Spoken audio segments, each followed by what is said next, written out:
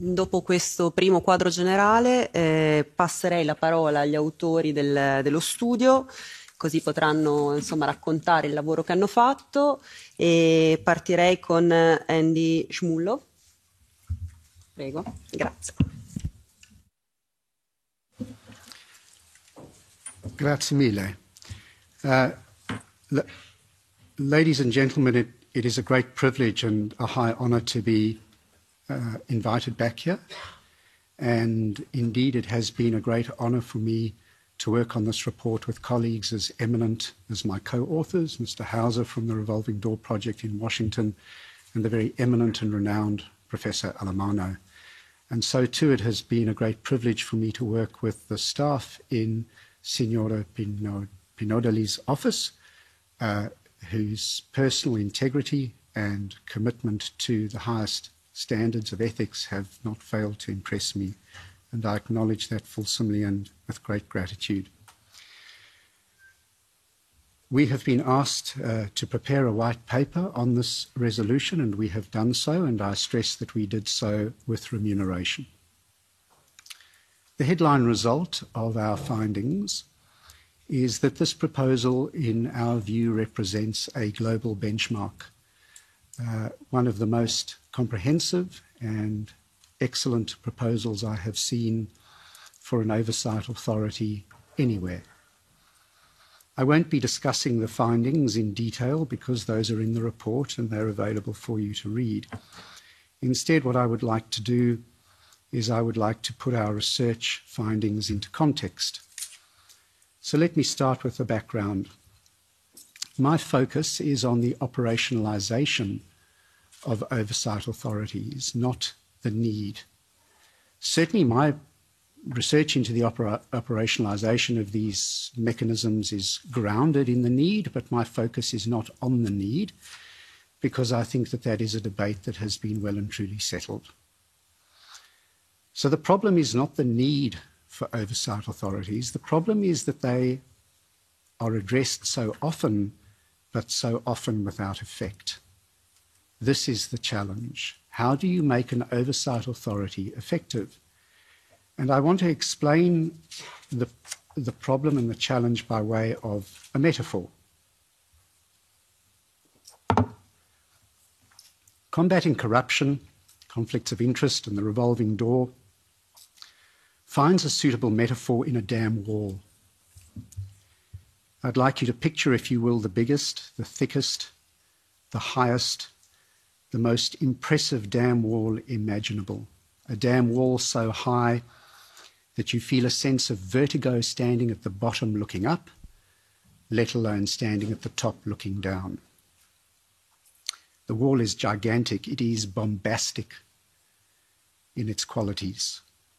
Behind the wall lies a lake, so vast and so deep that at its deepest point light itself cannot penetrate the depths.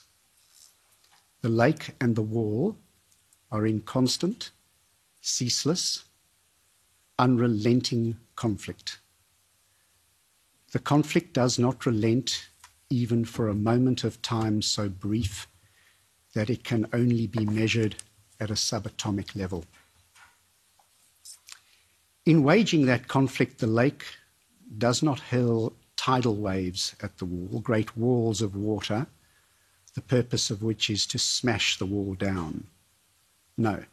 Instead, at the place where the conflict takes place, that is the interface between the lake and the wall, the lake touches the wall. It feels it. It feels every individual molecule. It sniffs it. It tastes it. It probes the wall. It tests unrelentingly for a weakness until it finds just one crack. And when the lake finds that crack, it doesn't hurl tidal waves against it, trying to smash the crack into a chasm. Instead, what it does is it sends forth an emissary, just one drop. And it pushes and pushes and pushes until it squeezes that drop into the crack. And when it's done so, it lines up the next drop. And so the process continues until water pours through the crack.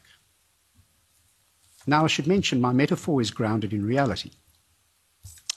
Every large concrete structure whose purpose it is to hold back water, whether they be dam walls or undersea tunnels, all of them develop cracks. All of them leak. Leaking is inevitable. And so if the leaks are not repaired, then you may be assured that the lake will always win. So let me apply this metaphor to the proposal that we have before us. Corruption, conflicts of interest, the revolving door is the lake. No matter what steps you take, no matter how hard you try, no matter how high and thick the wall, corruption is unrelenting. It searches, it tests, it probes, it tastes, it sniffs to find just one crack, just one opportunity to circumvent, to undermine, to penetrate your defences. So what you have here in this outstanding proposal for an EU Ethics Oversight Authority, a proposal which in our opinion is a global benchmark for an oversight authority, is you have an excellent beginning.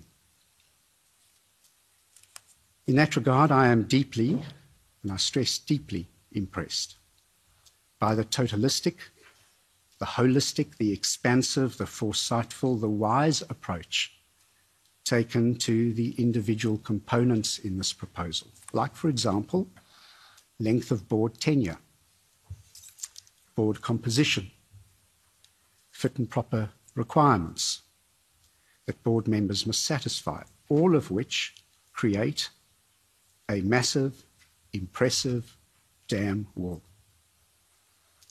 But from here the real work begins, finding and repairing cracks, finding and repairing the gaps, gaps in which those who seek to make personal gains will find opportunities to undermine, to subvert, to suborn this effort.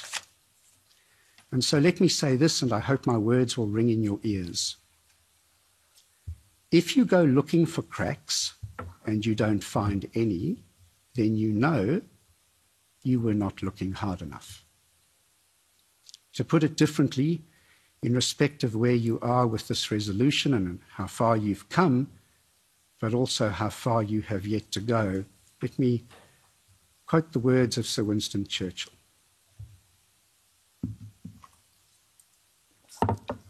This is not the beginning of the end. It is merely the end of the beginning. I'd like to add a postscript, if I may. It is with much regret that I must express my disappointment.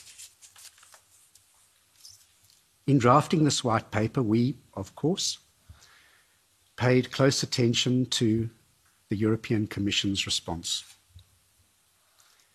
And here I had the inescapable sense that the Commission was throwing whatever obstacles and whatever counter-arguments it could find at the proposal, irrespective of whether those counter-arguments were valid. I refer to one example, the use of the Moroni Doctrine. I'll leave the detailed analysis to my esteemed colleague, Professor Alamano, whose reputation in this field is unparalleled. But both he and Professor Simonetti at Luis University in Italy dispatched the Moroni Doctrine with ease. As the Moroni Doctrine has been in force since the late 1950s, I would expect the Commission to know and realise that it was not relevant. This example, and there are others, smacks of an ideological and institutional entrenchment of a position. That in turn, in my opinion, is ultra vires the Commission's power and remit, and fails to serve the citizenry and undermines the EU project. And so I use this opportunity also to call upon the Commission to engage in an honest degree of introspection, to approach the prospect of an EU ethics oversight authority with fresh eyes, with a renewed focus, and dare I say it, with an enhanced degree of integrity and a commitment to the highest ethical standards. Thank you for your time.